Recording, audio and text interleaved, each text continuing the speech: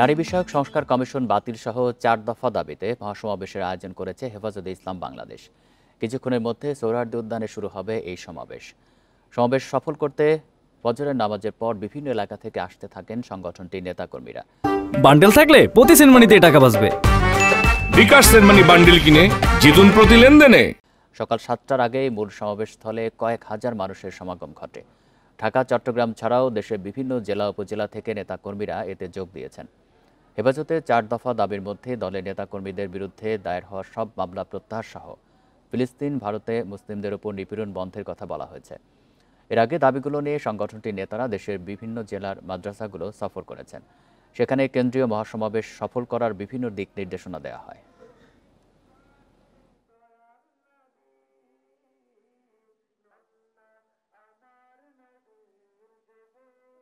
আসলে আজকে আমাদের এই উপস্থিতিটা হচ্ছে এই যে সরকারের পক্ষে সরকারের কাছে যে নারী অধিকার কমিশন যেটা জমা দেওয়া হয়েছে, এটা আসলে নারীদের অধিকার না। এটা আমরা দেখতেছি যে নারীদের অধিকারের নামে, সম অধিকারের নামে আসলে নারীদেরকে অমূল্যায়ন করা হচ্ছে। হেফাজতের যে মামলাগুলো আমাদের উলামায়ে কেরামের মধ্যে করা হয়েছে, ওই মামলাগুলো এখন পর্যন্ত সরকারে প্রত্যাহার করে নাই। এ নিয়ে আরো জানাতে সোহরাওয়ার্দী উদ্যান থেকে যোগ দিচ্ছেন সহকর্মী বনি ইবনে কামাল। বনি, সমাবেশটি শুরু হয়েছে কিনা এই মুহূর্তের পরিস্থিতি জানাবেন, নেতাকর্মীরা কি বলছেন? আশরাফ, আমরা কিন্তু দেখছিলাম সকাল 8টার কিছু আগে থেকে আসলে এখানে যারা উলামায়ে কেরামরা এসেছেন এবং বিশেষ করে যারা বিভিন্ন হেফাজতের বিভিন্ন পদে রয়েছেন ঢাকার বাইরে দেশের বিভিন্ন অঞ্চলে, তারা কিন্তু বক্তব্য রাখছেন। তবে এখন কোরআন থেকে তেলাওয়াতের মধ্যে দিয়ে আনুষ্ঠানিকভাবে এই সমাবেশটি শুরু হতে যাচ্ছে। আমি যদি আপনাকে কিন্তু এখনকার পরিস্থিতি দেখাতে চাই, আমরা দেখতে পাচ্ছি সোহরাওয়ার্দী উদ্যানের প্রায় বেশিরভাগ জায়গায় কিন্তু মুসলিমদের সমাগমে ভরে গিয়েছে। অর্থাৎ আমরা দেখতে পাচ্ছি যে যারা এই সমাবেশে যোগ দেওয়ার জন্য আসছিলেন বা তারা কিন্তু এরই মধ্যে পৌঁছে গিয়েছেন। তবে আমি আপনাকে একটু জানিয়ে রাখতে চাই, আমরা রাজধানীর বেশ কয়েকটি গুরুত্বপূর্ণ পয়েন্টের কথা, যেগুলো আসলে ঢাকায় প্রবেশ করে, বিশেষ করে যাত্রাবাড়ি, গাবতলী, এই জায়গাগুলোর কথা যদি বলি, এবং আমরা মোহাম্মদপুর দিকেও খোঁজ নিয়েছি, আমরা কিন্তু দেখছি এখনো প্রচুর মানুষ বাসে, পিকআপে, ট্রাকে করে এই সোহরাওয়ার্দী উদ্যানের দিকে আসছে। অর্থাৎ এখনো এই যে উদ্যানটিতে যে সমাবেশ অনুষ্ঠিত হচ্ছে আজকে, এই মহাসমাবেশটি এখনো আনুষ্ঠানিকভাবে পুরোপুরি কিন্তু সবাই এসে এখনো পৌঁছায়নি, এমন একটি অবস্থান কিন্তু আমরা দেখতে পাচ্ছি। আমরা যদি একটু জানিয়ে রাখতে চাই, আমরা হেফাজত ইসলামের বেশ কয়েকজন নেতৃবৃন্দের সঙ্গে কথা বলার চেষ্টা করেছিলেন এবং তারা কিন্তু বলছিলেন যে রমজানের শেষ দিকেই আসলে তারা এই পরিকল্পনা করেছিলেন এরকম একটি মহাসমাবেশ করার জন্য। তবে যখন এপ্রিলের শেষ দিকে এসে এপ্রিলের মধ্যম ভাগের পর থেকে যখন সংস্কার কমিশন নিয়ে কথা ওঠে, অর্থাৎ নারী বিষয়ক যে সংস্কার কমিশন রয়েছে সেই কমিশনের প্রতিবেদন দেওয়া হয়, তারপরই তারা এই বিষয়টিকে সামনে নিয়ে এসে তাদের যে 4টি দাবি রয়েছে আজকের এই সমাবেশে, এই 4 দফা দাবির মধ্যে প্রথমে কিন্তু রয়েছে নারী বিষয়ক সংস্কার কমিশন কুরআন সুন্নাহ বিরোধী প্রস্তাবনা ও কমিশন বাতিলের দাবি। অর্থাৎ নারী বিষয়ক কমিশন যে সংস্কারের প্রস্তাবগুলো দিয়েছে সেগুলো বাতিল করা এবং পুরো কমিশনটিকে আসলে বাতিল ঘোষণা করার জন্য কিন্তু তাদের প্রস্তাবনা রয়েছে। আমি কয়েকজন হেফাজতের নেতার সঙ্গে কথা বলার চেষ্টা করেছিলাম, তখন কিন্তু তারা বলছিলেন যে আসলে এই কমিশনের মধ্যে বেশ কিছু প্রস্তাবনা রয়েছে যেটা সরাসরি ইসলামের সঙ্গে সাংঘর্ষিক, সে কারণেই তারা চান না যে এরকম কোনো থাকুক, এরকম কোনো সংস্কার হোক যেটা আসলে ইসলামের সঙ্গে সাংঘর্ষিক হয়। সে কারণেই তারা পুরো কমিশনটি বাতিল চায় এবং তারা বলছেন যে এই কমিশনের কম বেশ সব ধরনের সুপারিশই ইসলাম বিরোধী, তারা এরকমটি কিন্তু বলছেন। আমি যদি আপনাকে একটু কমিশনের কয়েকটি প্রস্তাবনা, যে বিষয়গুলো নিয়ে আসলে খুব বেশি আলোচনা হচ্ছে, যে বিষয়গুলো নিয়ে এই পুরো সমাবেশের মধ্যে আলোচনা হচ্ছে এবং হবে আগামী কয়েক ঘন্টার মধ্যেও, সেগুলোর মধ্যে কিন্তু রয়েছে উত্তরাধিকার সূত্রে নারীদের সমান অধিকার, এছাড়া নারীদের ক্ষেত্রে বহু বিবাহের যে প্রস্তাবনাটি এসেছে সেটি যেন না হয়, সেই বিষয়ে কিন্তু তাদের মতামত রয়েছে।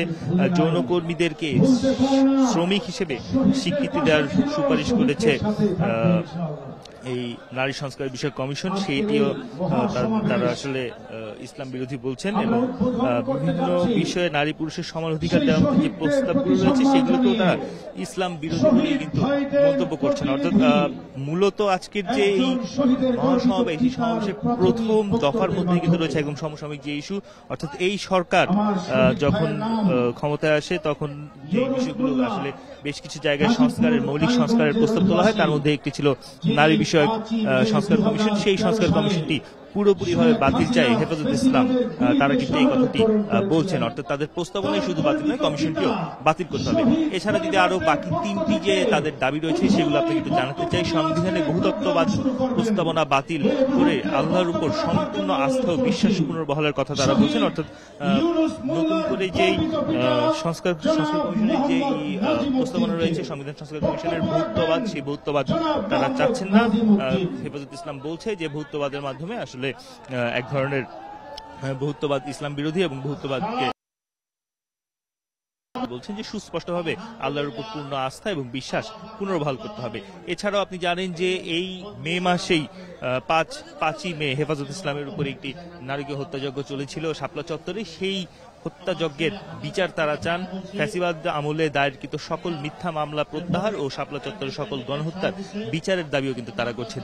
এছাড়াও তাদের অন্যতম একটি দাবি রয়েছে, যেটি নিয়ে আমরা আসলে সাম্প্রতিক সময়ে সকল ইসলামিক সংগঠনগুলোকে আমরা দেখি সোচ্চার অবস্থায় রয়েছে, তাদেরকেও কিন্তু শেষ দাবি যেটি 4 দফা দাবির মধ্যে, সেটির মধ্যে রয়েছে অর্থাৎ ফিলিস্তিন এবং ভারতে মুসলিম গণহত্যা ও নিপীড়নের বন্ধের দাবিতে তারা সরকারের প্রতি আহ্বান জানাচ্ছে। সেই ক্ষেত্রে কূটনৈতিক যে পরিস্থিতির, কূটনৈতিক যে ব্যবস্থা রয়েছে সেই কূটনৈতিকভাবে সরকারকে আরো শক্তিশালী হওয়ার এবং কূটনৈতিক প্রতিবাদের ক্ষেত্রে সরকারকে স্ট্রং হওয়ার জন্য কিন্তু তারা জানাচ্ছেন। আমি যদি আপনাকে পুরো অবস্থানটা একটু জানাতে চাই, আমরা এখনো দেখতে পাচ্ছি যে সরোয়ার্দী উদ্যানে প্রবেশ করার জন্য যে কয়েকটি পয়েন্ট রয়েছে সেই কয়েকটি পয়েন্টগুলোতে কিন্তু এখন দেখতে পাচ্ছি যে প্রচুর মানুষ তারা ঢোকার চেষ্টা করছেন বা ঢুকছেন এখন, অর্থাৎ এই সমাবেশের মূল কার্যক্রম এখনো শুরু হলেও যারা আসলে বক্তব্য রাখবেন, অর্থাৎ হেফাজতের সিনিয়র নেতারা যারা বক্তব্য রাখবেন তাদের বক্তব্য শুরু হতে আরো অনেকটাই সময় বাকি রয়েছে। সেক্ষেত্রে আমরা দেখতেই পাচ্ছি যে এই জায়গায় আসার জন্য এবং স্টেজের যতটুকু কাছে এসে নেতাদের বক্তব্য শোনা যায় সেই চেষ্টাই কিন্তু সবাই করছেন। আমরা হেফাজতের নেতাদের সঙ্গে কথা বলছিলাম তাদের এই দাবি দাওয়াগুলো নিয়ে, এবং তারা বলছিলেন যে বাংলাদেশে এমন কোন আইন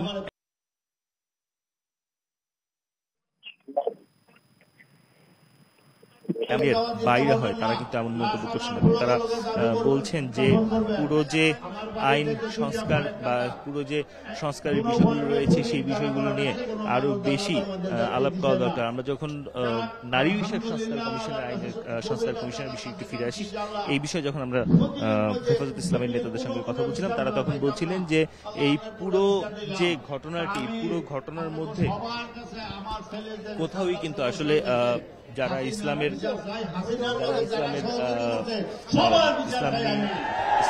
স্কলাররা রয়েছেন তাদের কারো কোনো ধরনের মন্তব্য নেওয়া হয়নি, তাদের কোনো ধরনের মতামত যাচাই করা হয়নি। অর্থাৎ সোহরাওয়ার্দী উদ্যান থেকে জানাচ্ছেন সহকর্মী বনি ইবনে কামাল। পাড়া মহল্লায় ফ্যাসিবাদ বিরোধী মঞ্চ করে জনতার আদালতে আওয়ামী লীগের বিচারের ঘোষণা দিয়েছে জাতীয় নাগরিক পার্টি এনসিপি। শুক্রবার রাজধানীতে এক সমাবেশে দলের আহ্বায়ক নাহিদ ইসলাম বলেন, মুজিববাদী সংবিধানের মাধ্যমে আওয়ামী লীগ দেশের জনগণকে ন্যায্য অধিকার থেকে বঞ্চিত করেছে। আওয়ামী লীগ নিষিদ্ধ না হলে দেশে কোনো নির্বাচন করতে দেওয়া হবে না বলে হুঁশিয়ারি দেন এনসিপি নেতারা। জুলাই অভ্যুত্থানে গণহত্যার দায়ে আওয়ামী লীগের বিচার ও রাজনৈতিক কার্যক্রম নিষিদ্ধের দাবিতে রাজধানীর বাইতুল মোকাররম মসজিদের দক্ষিণ গেটে জাতীয় নাগরিক পার্টির এ সমাবেশ। উপস্থিত ছিলেন জুলাই আগস্টের আন্দোলনে আহত ও শহীদ পরিবারের সদস্যরা। সমাবেশে দলটির কেন্দ্রীয় নেতারা বলেন, মৌলিক সংস্কারের আগে দেশে কোনো নির্বাচন হবে না। আওয়ামী লীগের বিচার নিশ্চিত করতে হবে, এই বাংলাদেশে বিচার নিশ্চিত হবে, তার আগে তারা নির্বাচনে অংশগ্রহণ করবে না, এটা বাংলাদেশের মানুষ নিশ্চিত করবে। এই আওয়ামী লীগ ১,৫০০-এর অধিক ভাইকে শহীদ করেছে কিনা, তাহলে এই আওয়ামী লীগ খুনিদের দল কিনা। আওয়ামী লীগ যারা পুনর্বাসিত করার চেষ্টা করছে তাদের বিরুদ্ধেও কঠোর হওয়ার হুঁশিয়ারি দেন বক্তারা। গণ অভ্যুত্থানের ম্যান্ডেট নিয়ে যারা উপদেষ্টা হয়েছেন তাদের কাছে প্রশ্ন যে আওয়ামী লীগ বাংলাদেশে গণহত্যা করেছে, সে আওয়ামী লীগের বিরুদ্ধে আইনগত ব্যবস্থা নিতে বাধা কোথায়? যদি কিন্তু কোনো অথবা নেই, আওয়ামী লীগকে অনতিবিলম্বে নিষিদ্ধ করতে হবে। এনসিপির আহ্বায়ক নাহিদ ইসলাম বলেন, আওয়ামী লীগ দেশের জনগণকে ন্যায্য অধিকার থেকে বঞ্চিত করেছে। 16 বছর ফ্যাসিবাদ কায়েম করেছে দলটি। এই নির্বাচন কমিশন কার পারপাস সার্ভ করবে? ফ্যাসিবাদ বিরোধী মঞ্চ তৈরি করুন, পাড়ায় পাড়ায়, মহল্লায় মহল্লায় আমরা জনতার আদালত তৈরি করব। যদি এই সরকার বিচার নিশ্চিত করতে ব্যর্থ হয়, তবে আমরা বসে থাকবো না। জনতার আদালতে আওয়ামী লীগ এবং ফ্যাসিজমের বিচার নিশ্চিত করা হবে। জুলাই ঘোষণাপত্রে আওয়ামী লীগ নিষিদ্ধের বিষয়টি উল্লেখ করার দাবি জানান নেতারা। Arafatur Rahman, independent news, Dhaka. নির্বাচনের কথা বললে অন্তর্বর্তী সরকার এটিকে অপরাধ হিসেবে ধরে নেয়, এমন মন্তব্য করেছেন বিএনপির ভারপ্রাপ্ত চেয়ারম্যান তারেক রহমান। নির্বাচনকে অবজ্ঞা করে সংস্কারের মানে কি, এমন প্রশ্নও তোলেন তিনি। শুক্রবার সকালে এবি পার্টির প্রতিষ্ঠাবার্ষিকীর অনুষ্ঠানে ভার্চুয়ালি যুক্ত হয়ে এমন প্রশ্ন রাখেন তিনি। আমার বাংলাদেশ এবি পার্টির ৫ম প্রতিষ্ঠাবার্ষিকী উপলক্ষে জাতীয় প্রেস ক্লাবে আয়োজিত অনুষ্ঠানে লন্ডন থেকে ভার্চুয়ালি যুক্ত হন বিএনপির ভারপ্রাপ্ত চেয়ারম্যান তারেক রহমান। এবি পার্টির প্রতিষ্ঠাবার্ষিকীতে শুভেচ্ছা জানান তিনি। আমাদের উদ্দেশ্য যেহেতু দেশের স্বার্থ, তারেক রহমানের বক্তব্যে উঠে আসে সমসাময়িক ইস্যু। পতিত স্বৈরাচার মাথাচাড়া দেওয়ার চেষ্টা করছে মন্তব্য করে তিনি বলেন, সরকার তাদের বিরুদ্ধে কি ব্যবস্থা নিচ্ছে জনগণ তা জানতে চায়। বাংলাদেশের গণতান্ত্রিক আমি জনগণ আজ জানতে চায় সংবিধান লঙ্ঘনের দায় অভিযুক্তদের আগামী দিনের রাজনীতিতে অপ্রাসঙ্গিক করে দিতে অন্তর্বর্তীকালীন সরকার কি পদক্ষেপ গ্রহণ করেছে বা নিয়েছে। অন্তর্বর্তীকালীন সরকার পদক্ষেপ নিতে ব্যর্থ হলে আমি দৃঢ়ভাবে বিশ্বাস করি জনগণের ভোটে নির্বাচিত সরকার আগামী দিনে অবশ্যই সংবিধান লঙ্ঘনের দায় অভিযুক্তদের বিরুদ্ধে আইনগত ব্যবস্থা নেবে। দেশে বিরাজনীতিকরণের চেষ্টা চলছে উল্লেখ করে তারেক রহমান বলেন, সরকারের কাছে নির্বাচন প্রসঙ্গে জানতে চাইলে তারা সেটাকে অপরাধ মনে করে। অত্যন্ত সুকৌশলে দেশে এমন একটি আবহাওয়া তৈরির অপচেষ্টা চলছে যেখানে নির্বাচন অনুষ্ঠানের দাবি করাটাই যেন একটি অপরাধ। জাতীয় নির্বাচন অনুষ্ঠান নিয়ে অবজ্ঞাসূচক বক্তব্য, মন্তব্য কিন্তু পলাতক স্বৈরাচারকেই আনন্দ দেয়। অপরপক্ষে এটি গণতান্ত্রিকামী জনগণের জন্য কিন্তু অপমানজনক। চলমান সংস্কার যদি রাজনৈতিক দলগুলোর নির্বাচন অনুষ্ঠানের দাবিকে অবজ্ঞা করতে হয়, প্রলুব্ধ করে, তাহলে সংস্কারের তাৎপর্যটা কি? এ সময় সরকারের কাছে দ্রুত নির্বাচনের রোডম্যাপ চান তারেক রহমান। বাংলাদেশকে আর কেউ তাবেদার রাষ্ট্র বানাতে পারবে না বলেও মন্তব্য করেন তিনি। বন ইবনে কামাল, ইন্ডিপেন্ডেন্ট নিউজ, ঢাকা। বিএনপির ভারপ্রাপ্ত চেয়ারম্যান তারেক রহমানের স্ত্রী ডাক্তার জোবাইদা রহমানের নিরাপত্তা চেয়ে আইজিপির কাছে আবেদন করেছে দলটির চেয়ারপারসনের কার্যালয়। বেগম খালেদা জিয়ার একান্ত সচিব এবিএম আব্দুল সাত্তার স্বাক্ষরিত চিঠিতে নিরাপত্তার আবেদন করা হয়। এতে বলা হয়, খালেদা জিয়া চিকিৎসা শেষে 4 মে দেশের উদ্দেশ্যে রওনা হবেন। জোবাইদা রহমান তার সফরসঙ্গী হিসেবে আসবেন, অবস্থান করবেন ধানমন্ডিতে তার বাবার বাসায়। জিয়া পরিবারের সদস্য এবং তারেক রহমানের স্ত্রী হিসেবে জোবাইদা রহমানের জীবনের নিরাপত্তার ঝুঁকি রয়েছে। এজন্য তার ঢাকার বাসায় অবস্থানকালীন এবং যাতায়াতের সময় নিরাপত্তা ব্যবস্থা নেওয়ার জন্য অনুরোধ জানানো হয়েছে।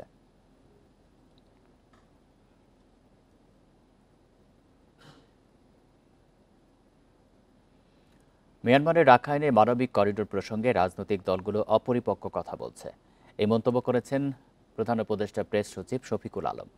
চূড়ান্ত সিদ্ধান্তের আগে সবার সঙ্গে সরকার কথা বলবে বলেও জানান তিনি। শুক্রবার বিকেলে চট্টগ্রাম সার্কিট হাউসে এক সংবাদ সম্মেলনে এসব কথা বলেন তিনি। করিডোরের পুরো প্রক্রিয়াটি জাতিসংঘের নেতৃত্বে এবং সর্বসম্মতিক্রমে হবে। শফিকুল আলম জানান, মানবিক করিডোর বাস্তবায়ন করতে জাতিসংঘকে মিয়ানমার, বাংলাদেশ এবং রাখাইনের অন্য পক্ষগুলোর সঙ্গে কথা বলতে হবে। সংবাদ সম্মেলনে চট্টগ্রাম বন্দরের টার্মিনাল পরিচালনায় বিশ্বসেরা প্রতিষ্ঠানকে যুক্ত করা হবে বলেও জানান প্রেস সচিব। আগামী সেপ্টেম্বরে বিষয়টি চূড়ান্ত করবে সরকার। রাখাইনে অন্য কে অ্যাক্টর আছে তাদের সাথেও কথা বলে তারপরে এই চিন্তাটা হবে। আর এই যে ওনারা যে কথাটা বলছেন অন্যান্যরা পলিটিক্যাল পার্টিগুলো, আমার মনে হয় এটা একটা প্রিমেচিউর। এই পুরো জিনিসটা ইউএন লেড একটা এফর্ট হবে এবং এইটা সর্বসম্মতিক্রমে হবে। লালমনিরহাটে পাটগ্রাম সীমান্ত থেকে 2 বাংলাদেশিকে ধরে নিয়ে যাওয়ার 8 ঘন্টা পর ফেরত দিয়েছে বিএসএফ। রাত 2টায় বুড়িমারি স্থলবন্দরে 0 পয়েন্ট দিয়ে তাদের ফেরত দেয়। এ তথ্য নিশ্চিত করেছে বিজিবি। এর আগে শুক্রবার সন্ধ্যায় উপজেলার কাটিয়ারভিটা সীমান্তে কাঁটাতারের বেড়ার পাশে চা বাগান ও পুকুর পাড়ে ছবি তুলতে যায় রিমন ও সাজেদুল। এ সময় আন্তর্জাতিক সীমান্তে একটি সাবপিলারের কাছে গেলে বিএসএফ সদস্যরা তাদের ধরে নিয়ে যায়। এদের মধ্যে রিমন এসএসসি পরীক্ষার্থী ছিলেন। বিজিবি বিএসএফের পতাকা বৈঠকের পর 2 জনকে ফেরত দেয় বিএসএফ।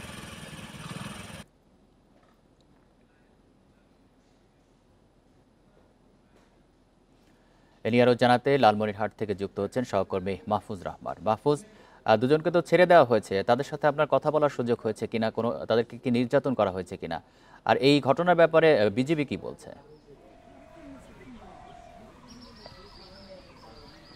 জি, আপনাকে ধন্যবাদ। আপনি যেমনটি বলছিলেন যে গত শুক্রবার লালমনিরহাটের পাটগ্রাম সীমান্তে বাংলাদেশি এসএসসি পরীক্ষার্থী মাহফুজ ইসলাম রিমন পাশাপাশি তার মামা সাজিদুল ইসলাম, তাদের 2 জনকে কিন্তু সীমান্তের পার্শ্ববর্তী যে পুকুর এবং চা বাগান রয়েছে সেখানে কিন্তু তারা যায় ছবি তোলার জন্য। সেখানে ভারতের বিএসএফ ওতপেতে থাকা তারা কিন্তু আকস্মিক আসে তাকে ধরে এবং তার মামাসহ অর্থাৎ রিমন এবং রিমনের মামা সাজেদুল ইসলামকে ধরে কিন্তু নিয়ে যায়।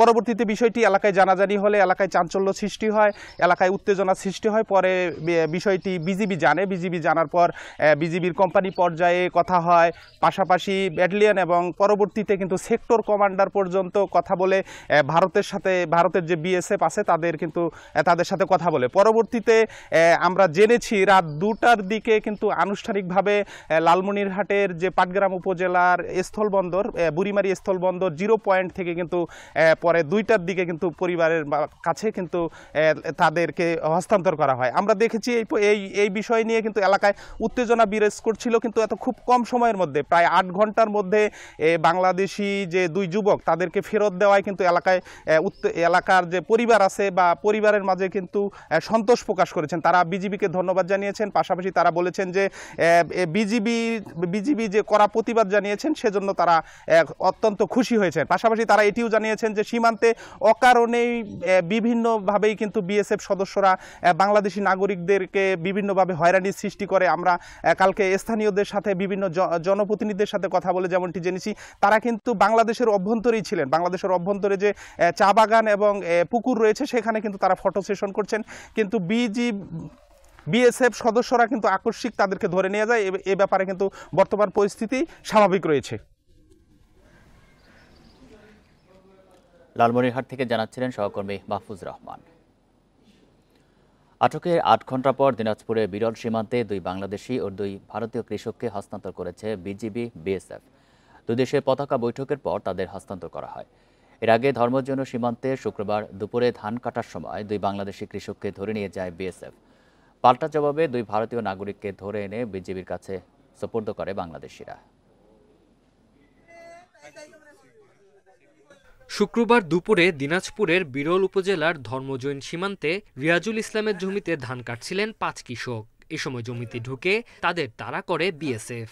5 জনের মধ্যে বিএসএফ সদস্যরা এনামুল হক ও মাসুদ রানাকে ধরে নিয়ে যায়।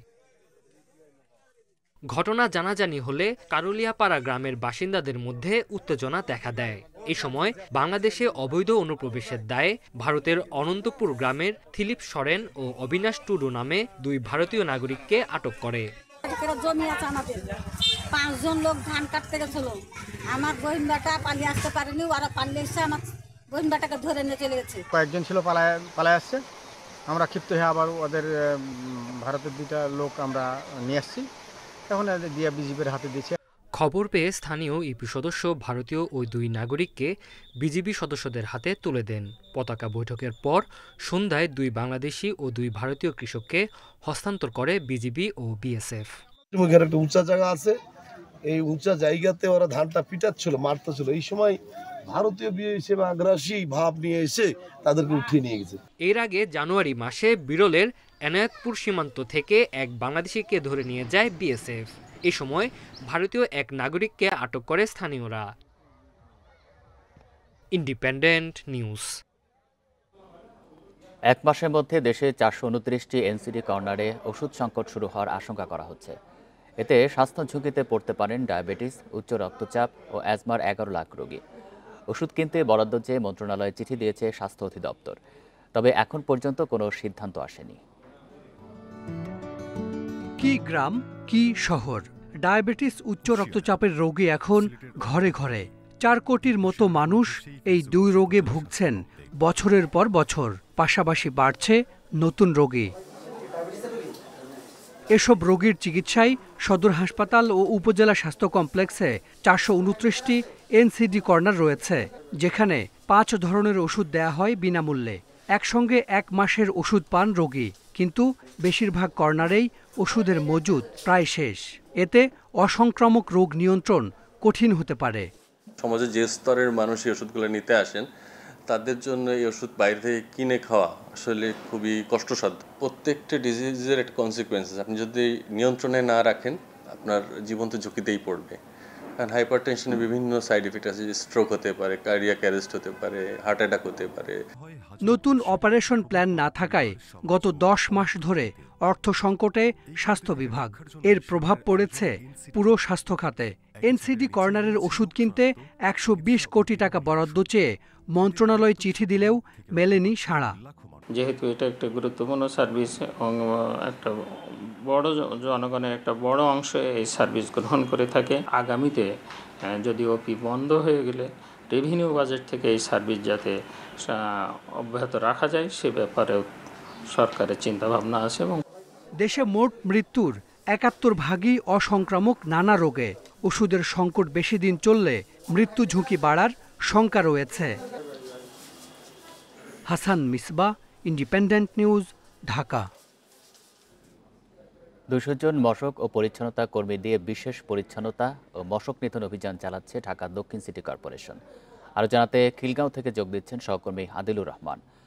আদিলুর, অভিযানের বিষয়ে বিস্তারিত জানাবেন। এই অভিযানটি কতক্ষণ চলবে?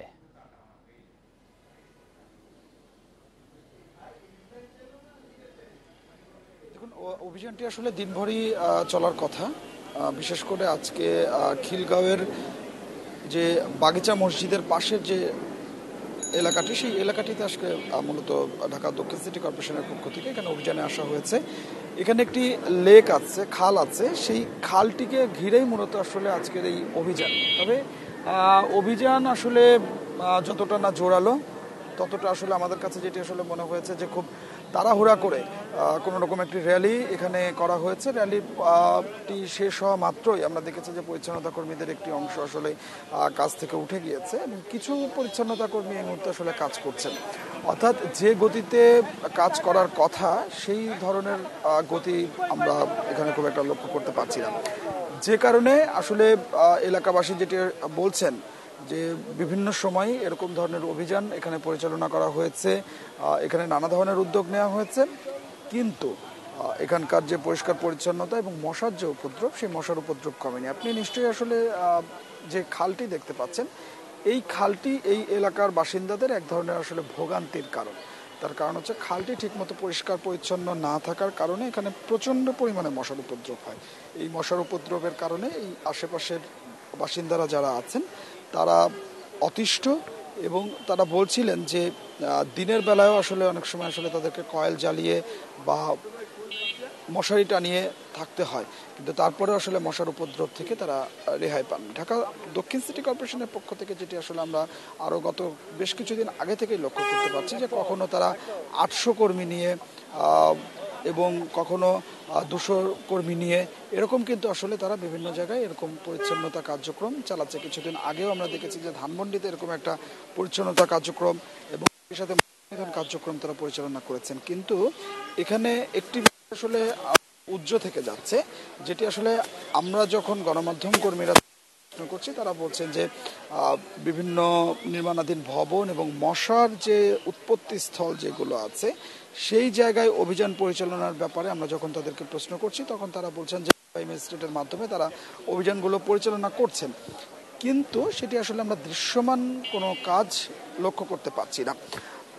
বিগত সময়গুলোতে আমরা এইরকম অভিযানের সময় যেটি আসলে দেখেছি যে বিভিন্ন বাসাবাড়ি এবং নির্মাণাধীন ভবনগুলোতে সিটি কর্পোরেশনের একজন নির্বাহী ম্যাজিস্ট্রেট সহ তারা অভিযান পরিচালনা করেছেন এবং সেই জায়গায় যেসব জায়গায় মশার উৎপত্তি স্থল ছিল, লার্ভা ছিল, সেটিগুলো ধ্বংস করা হয়েছে এবং পাশাপাশি যারা দায়ী এই জন্য তাদেরকে জরিমানাও করা হয়েছে। তবে এই গত কয়েকদিন ধরে আমরা যে অভিযানগুলো পরিচালনা করতে দেখছি সেখানে শুধুমাত্র আমরা দেখতে পাচ্ছি যে র্যালির মধ্যেই সীমাবদ্ধ এবং কিছু পরিচ্ছন্নতা কর্মী তারা পরিষ্কারের কাজটি আসলে চালিয়ে যাচ্ছে। সিটি কর্পোরেশন যেটি বলছে যে যেহেতু আসলে সামনে ডেঙ্গুর মৌসুম, এই ডেঙ্গুর মৌসুমকে সামনে রেখে তারা আগেভাগেই এই ধরনের কার্যক্রমগুলো হাতে নিয়েছে। তো আমার কাছে খিলগাঁও থেকে এটি ছিল সবশেষ। খিলগাঁও থেকে জানাচ্ছিলেন সহকর্মী আদিলুর রহমান। সিরাজগঞ্জে নির্মাণাধীন বাড়িতে মানুষকে বন্দী করে চাঁদা আদায়, জমি লিখে নেওয়ার অভিযোগ উঠেছে এক পল্লী চিকিৎসকের বিরুদ্ধে। শুক্রবার রায়গঞ্জের চান্দাইকোনা ইউনিয়নের সোনারাম গ্রামে ওই ঘরের সন্ধান পাওয়া যায়। ঘটনাটি জানাজানি হওয়ার পর এলাকায় চাঞ্চল্যের সৃষ্টি হয়েছে। অভিযুক্তকে আটকের পর পুলিশ জানিয়েছে তদন্ত করে নেওয়া হবে ব্যবস্থা। নির্মাণাধীন এই বাড়িটি ভাড়া নিয়েছিলেন সিরাজগঞ্জের রায়গঞ্জের সোনারাম গ্রামের পল্লী চিকিৎসক নাজমুল হোসেন আরাফাত। এখানে একটি ঘরে সুড়ঙ্গ দেখতে শুক্রবার ভিড় করে উৎসুক জনতা। বৃহস্পতিবার দিবাগত রাতে এই সুড়ঙ্গ দিয়ে 6 মাসের বন্দিদশা থেকে মুক্ত হন বলে দাবি গৃহবধূ শিল্পী খাতুনের। অনেকক্ষণ রাখছে, কবার পারবো না, খালি অজ্ঞান হয়ে রাখছে। আমি অজয় জ্ঞান ফিরছি, কিছুক্ষণ পরে আবার অজ্ঞান হচ্ছে।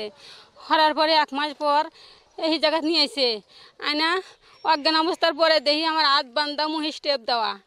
শিল্পী খাতুনের সঙ্গে আব্দুল জব্বার নামে আরও একজন বন্দিও মুক্ত হয়েছেন। অভিযোগ উঠেছে বন্দি মানুষকে কিডনি বিক্রির ভয় দেখিয়ে চাঁদা আদায়, জমি লিখে নেওয়ার মতো অপকর্মে জড়িত আরাফাত। বাড়িটিকে ছোটখাটো আয়নাঘরের সঙ্গে তুলনা করেছেন স্থানীয়রা। এইরকমভাবে একটা গ্রামের ভিতরে একটা ভয়ানক আকারে, শহরেও না, এরকম একটা আন্ডারগ্রাউন্ড তৈরি করছে। বাড়িটা ভাড়াতে নিয়ে এসে সেখানে আয়নাঘর তৈরি করেছে।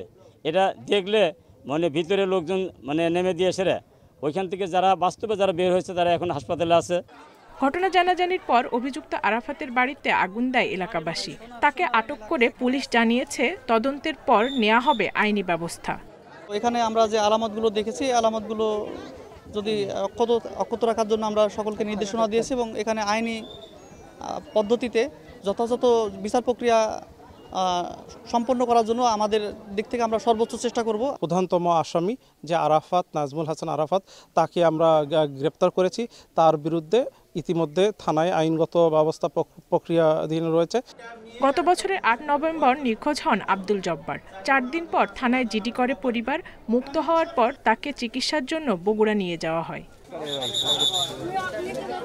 Independent news. বৈদ্যুতিক গোলযোগের মতো নানা ত্রুটি দ্রুত সারিয়ে মেট্রো রেল চলাচল নির্বিঘ্ন করতে এখন থেকে 5টি স্টেশনে নিয়মিত থাকছেন কারিগরি দলের কর্মীরা। এতদিন শুধু উত্তরার দিয়াবাড়ি ডিপোতেই ছিলেন তারা। এখন থেকে শাহবাগ, কারওয়ানবাজার, শেওড়াপাড়া, পল্লবী ও উত্তর স্টেশনেও দায়িত্ব পালন করছেন। এতে মেট্রো রেলের যে কোনো সমস্যার সমাধান মিলবে সহজেই, ভোগান্তি কমবে যাত্রীদের। মেট্রো রেলের রাজধানীর উত্তরা থেকে মতিঝিল রুটে প্রতিদিন চলাচল করছেন 4 লাখের বেশি যাত্রী। কিন্তু অনেক সময় কারিগরি ত্রুটির জন্য বন্ধ হয়ে যায় ট্রেন, বিপাকে পড়েন যাত্রীরা। এ ধরনের সমস্যা দ্রুত সমাধানে নতুন উদ্যোগ নিল কর্তৃপক্ষ। এতদিন মেরামতের জন্য নিয়োজিত কর্মীরা বসতেন শুধু দিয়াবাড়ির মেট্রো রেল ডিপোতে। ফলে ফার্মগেট, শাহবাগ বা মতিঝিলের মতো দূরের স্টেশনে কোনো সমস্যা হলে উত্তরা থেকে সড়কপথে যানজট ঠেলে কারিগরি দলের কর্মীদের ঘটনাস্থলে পৌঁছাতে অনেক সময় লাগত।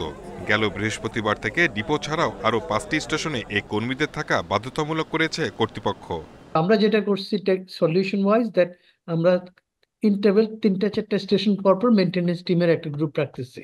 This is a solution we have done currently. At one স্টেজে আমরা চাবো যে এভরি 2টা স্টেশন করে যাতে একটা লোক থাকে, তাহলে কুইক মুভমেন্ট করতে পারবে। এর আগে মেট্রো রেলে নানা অব্যবস্থাপনার কথা তুলে ধরা হলেও তা আমলে নেয়নি বিগত সরকার। আগামী দিনে ট্রেন চলাচল স্বাচ্ছন্দ্যময় করতে সঠিক পরিকল্পনা ও জবাবদিহিতার তাগিদ বিশেষজ্ঞদের। সত্যি যদি কোনো সমস্যাও পাওয়া যায় কারো ভেতরে, সে রেসপন্স প্যাটার্নটা ছিল স্লাগিশ, দায় নিতে পারবে না এবং দায় দিতে পারবে না। কেন? পার্মানেন্ট লোক। সো আমাদের পেশাদারিত্বের এখানে ঘাটতি ছিল। যারা সিদ্ধান্ত নিয়েছিলেন তারা ব্যক্তিগত স্বার্থে নিয়েছিলেন। মেট্রো রেলে MRT 6 লাইনে মোট স্টেশন 17টি। এর মধ্যে কমলাপুর বাদে বাকি সব স্টেশন চালু রয়েছে। Shahid Ahmed, independent news, Dhaka.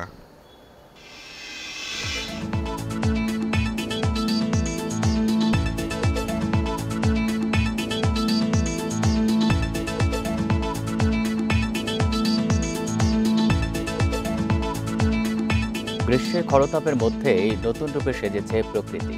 আভা ছড়াচ্ছে নানা বাহারি ফুল। বাদ পড়েনি রাজধানী। পার্ক, উদ্যান, সড়কের ধারে শোভা পাচ্ছে কৃষ্ণচূড়া, জারুল, কনকচূড়া, পালান ফুল, যা চোখ জুড়াচ্ছে নগরবাসী।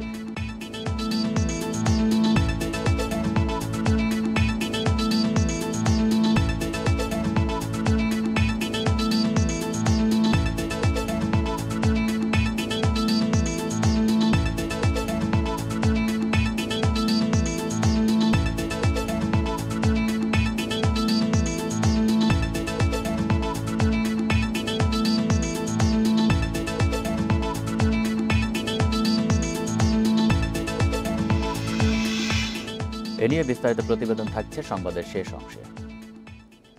কুষ্টিয়ার মিরপুরে আটক করে থানায় নিয়ে যাওয়ার সময় আসামির হাতুড়ির আঘাতে 2 পুলিশ সদস্য আহত হয়েছেন।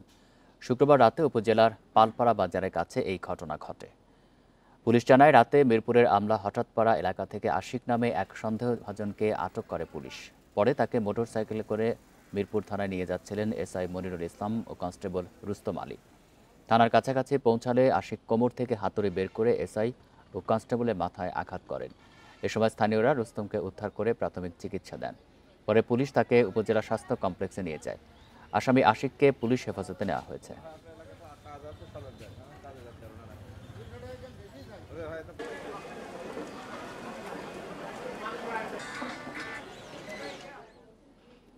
বরিশাল বিভাগের 10 কলেজ ও 13 মাধ্যমিক বিদ্যালয়ের 55 জন শিক্ষক 5 আগস্টের অভ্যুত্থানের পর থেকে বিনা নোটিশে শিক্ষা প্রতিষ্ঠানে অনুপস্থিত। তবে বেশিরভাগই তুলছেন বেতন ভাতা। শিক্ষক নেতারা বলছেন, মব জাস্টিসের ভয়ে কর্মস্থলে অনুপস্থিত অনেক শিক্ষক। বরিশালের মেঘনাপাড়ের দুর্গম এলাকার এই সরকারি কলেজের 22 শিক্ষকের মধ্যে 19 জনই 5 আগস্টের পর থেকে অনুপস্থিত। তারা সবাই আওয়ামী লীগের সাবেক এমপি পঙ্কজ দেবনাথের অনুসারী হিসেবে পরিচিত। দলীয় বিবেচনায় নিয়োগপ্রাপ্ত শিক্ষকরা আছেন স্থানীয়দের ক্ষোভের মুখে পড়ার আশঙ্কায়। পালাইয়া গেছে, কি জন্য গেছে, এটা হয়তো বা কোনো দোষী ছিল না, পালাইবে কেন? এই যে ছাত্রছাত্রী যেটি পড়তেছে এখন কোনো পড়ালা হইবে না। আমরা নতুন এই যে যারা এই মাস্টারি এখন করতে আছে এরা এগোরে বাদ দিয়ে আমরা নতুন নিয়োগ চাই। 5 আগস্টের পর থেকে বরিশালের আরও 2 কলেজের 3 শিক্ষকের অনুপস্থিতির তথ্য জানিয়েছে মাধ্যমিক ও উচ্চশিক্ষা অধিদপ্তর। এছাড়া জেলার 5 স্কুলের অন্তত 5 শিক্ষক যোগ দিচ্ছেন না কর্মস্থলে। তবে বেশিরভাগ শিক্ষকই নিয়মিত বেতন ভাতা তুলছেন। এছাড়া বরিশাল বিভাগের 10 কলেজের 37 জন ও 15 স্কুলের 18 শিক্ষক অভ্যুত্থানের পর থেকেই আসছেন না শিক্ষা প্রতিষ্ঠানে। তদন্ত করে পরিস্থিতি জানাবার কথা বলা সত্ত্বেও নির্দিষ্ট করে কোনো তদন্ত কমিটি গঠন করা হয় নাই, যার কারণে এর কোনো ফলাফল বা এর রেজাল্ট পাওয়া যায় নাই। অনুপস্থিত শিক্ষকদের বিরুদ্ধে ব্যবস্থা নেওয়ার কথা জানিয়েছেন বোর্ড চেয়ারম্যান। ওই অঞ্চলে শিক্ষার মান ব্যাহত হচ্ছে, ছাত্রছাত্রীরা কিছুই শিখতে পারতেছে না, তারা কি পরীক্ষা দেবে সামনে? বোর্ড থেকে আমি একটা উচ্চসম্পন্ন পরিদর্শন টিম পাঠাবো, তার ভিত্তিতে আমি সরকারের কাছে আমি এ ব্যাপারে আবেদন করব। তবে শিক্ষক নেতাদের দাবি, মব জাস্টিসের ভয়েই অনেকে কাজে যোগ দিতে পারছেন না। মব জাস্টিসের নামে ইল্লিগালি একজন হেডমাস্টার অথবা একজন প্রিন্সিপাল অথবা শিক্ষককে প্রতিষ্ঠানে আসতে দেওয়া হবে না, এটা হইতে পারে না। এখন আমি পালাবো না করবো কি, আমার পালাই তো জানটা বাঁচাইতে হবে। এই কারণে শিক্ষকরা অত্যন্ত লজ্জাজনকভাবে পালাইয়া দিন কাটাচ্ছে। শিক্ষকদের অনুপস্থিতির কারণে শিক্ষা কার্যক্রম চালিয়ে নিতে বেগ পেতে হচ্ছে প্রতিষ্ঠানগুলোকে। ক্ষতিগ্রস্ত হচ্ছে শিক্ষার্থীরাও। Independent news. বরগুনায় জালিয়াতির মাধ্যমে 7টি অ্যাকাউন্টে সরকারি ভাতা গ্রহণের অভিযোগ উঠেছে এক মুক্তিযোদ্ধার বিরুদ্ধে। সোনালী ব্যাংকের আমতলী শাখা থেকে 7টি আলাদা অ্যাকাউন্টের মাধ্যমে মুক্তিযোদ্ধা ভাতা গ্রহণ করতেন তিনি। ব্যাংকের প্রধান কার্যালয়ের পরিদর্শন দলের কাছে এ তথ্য ধরা পড়ে। বিষয়টি তদন্তে কমিটি গঠন করা হয়েছে। সম্প্রতি সোনালী ব্যাংকের স্পেশাল স্কোয়াড পরিদর্শনে যায় বরগুনার আমতলী শাখা সোনালী ব্যাংকে। এ সময় মুক্তিযোদ্ধা তোফাজ্জল হোসেনের নামে 7টি অ্যাকাউন্টে মুক্তিযোদ্ধা ভাতা গ্রহণের প্রমাণ পান তারা। 4টি অ্যাকাউন্টে নিজের নামে, 2টি স্ত্রী ও বোন এবং 1টি তার নিকটাত্মীয়র নামে। এসব অ্যাকাউন্টের মধ্যে 6টিতে জমা হয়েছে 22,01,104 টাকা। তোফাজ্জল পলাতক থাকলেও তার স্ত্রীর দাবি, মুক্তিযোদ্ধা ভাতা আত্মসাতের বিষয়ে জানতেন না তিনি। তোমার একটা অ্যাকাউন্ট খুলছিলাম, এটা খুলছিলাম লোন নেব, লোনের জন্য অ্যাকাউন্ট খুলছিলাম, কিন্তু এইটা এখন আমি জানি, কিন্তু এর আগে আমি আদৌ কোনো কিছু জানি না। অভিযোগ রয়েছে সাবেক মুক্তিযোদ্ধা কমান্ডার AKM শামসুদ্দিন শানুর নিকট আত্মীয় তোফাজ্জল। তার মাধ্যমে জালিয়াতি করে মুক্তিযোদ্ধা তালিকায় গেজেটভুক্ত হয়েছেন তিনি। টাকা ফেরত দিয়েছে, কিন্তু এটা অন্যায়, সেই অন্যায়টা তার হয়েছে। আর যেগুলো আছে সেগুলা মিটমাট হয়েছে এবং আমরা আইনগতভাবেই যাচ্ছি। একজন প্রকৃত মুক্তিযোদ্ধা কখনোই এ ধরনের দুর্নীতি করতে পারে না। তিনি প্রকৃত মুক্তিযোদ্ধা কিনা সে বিষয়েও আমার সন্দেহ আছে, কারণ এর আগে তার বিরুদ্ধে একটা নিউজ হয়েছে, তিনি 9 বছর বয়সে মুক্তিযোদ্ধা হয়েছেন। বিষয়টি ধরা পড়ার পর যদিও সেই টাকা ফেরত দিয়েছেন তোফাজ্জল হোসেন। ঘটনার পর তদন্ত কমিটি গঠন করেছে উপজেলা প্রশাসন। পত্র পাওয়ার সাথে সাথেই আমরা তদন্ত কমিটি গঠন করেছি এবং 5 সদস্য বিশিষ্ট তদন্ত কমিটি, তো এই কমিটি এটা নিয়ে কাজ করছে। কাজ করে আশা করি খুব দ্রুত রিপোর্ট দেবে। রিপোর্ট পেলে আমরা এটা মিনিস্ট্রিতে ব্যবস্থা নেওয়ার জন্য ফরওয়ার্ড করব। মুক্তিযুদ্ধের সময় 9 বছর বয়সী তোফাজ্জল হোসেনের মুক্তিযোদ্ধার সনদ নিয়েও উঠেছে প্রশ্ন। এসব জালিয়াতির সঙ্গে জড়িতদের শাস্তির দাবি জানিয়েছেন বিশিষ্টজনরা। Independent news. গ্রীষ্মের খরতাপে শহর সেজেছে বাহারি ফুলে। নগরীর পার্ক, উদ্যান, লেকের পাড় থেকে শুরু করে বিশ্ববিদ্যালয় ক্যাম্পাস, এমনকি সড়কের পাশ জুড়ে ফুটছে কৃষ্ণচূড়া, জারুল, কনকচূড়া, পালান ফুল। নাগরিক মনে দিচ্ছে দোলা। উদ্ভিদ গবেষকেরা বলছেন, মৌসুমের এই সময়ে ফুলের সমাহার প্রকৃতির সাথে পরিচিত হওয়ার সুযোগ সৃষ্টি করে। খরতাপের মৌসুমে প্রশান্তি আনে কৃষ্ণচূড়া। তার রক্তরাঙা আভায় রঙিন করে রাখে চারপাশ। রাজধানীর সংসদ ভবন এলাকার ক্রিসেন্ট লেকের সড়ক ছেয়ে আছে লাল টুকটুকে কৃষ্ণচূড়ায়। সূর্যের তাপ যত প্রখর ততই তীব্র হয় জারুলের রং। তাই গ্রীষ্মে প্রকৃতি মাতিয়ে রাখে, আর এর রেশ থেকে যায় বর্ষা পেরিয়ে শরৎ পর্যন্ত। হাতিরঝিল ও মণিপুরি পাড়ার আঁকা বাঁকা সড়কের ধারে স্বর্ণালী কনকচূড়া। রোদ ঝলমলে পাপড়িতে যেন সোনা ঝরছে। ছায়াবিথির এমন আহ্বানে ছুটির দিনে ঘর ছাড়া নগরবাসী। প্রতিদিনের ব্যস্ত সূচি পাশ কাটিয়ে রাজধানীবাসী এসেছেন প্রকৃতির রঙে হারিয়ে যেতে। চারিদিকে ফুল ফুটছে, যার জন্য আসলে ভাবছি যে ছুটির দিন একটু ঘুরে আসি, ফুল টুল দেখে আসি। আসলে এসে খুব মন ভালো লাগতেছে। ফুল দেখলে আসলে সবারই মন ভালো হয়ে যায়। ছুটির দিন সব বোনরা মিলে আসছি এখানে ঘুরতে, ছবি তুলবো, সেজে গুজে আসছি এর জন্য। কৃষ্ণচূড়া ফুল দেখাচ্ছে রঙিন, মেয়েরাও একটু রঙিন ফুল নিয়ে ছবি তুলতে পছন্দ করে। সব মিলিয়ে এই জায়গাটা আসছি আজকে ছুটির দিনে, ছবি তুলবো, একটু ঘুরবো। হাইকোর্ট উদ্যান হাতিরঝিলে হিল্লোল তুলছে লাল সোনালু। এর আদি নিবাস মিয়ানমারে, তাই বার্মা সোনালু নামেও পরিচিত। নজর কাড়া এই ফুলটি সাধারণত গ্রীষ্মে ফোটে, থাকে বর্ষা পর্যন্ত।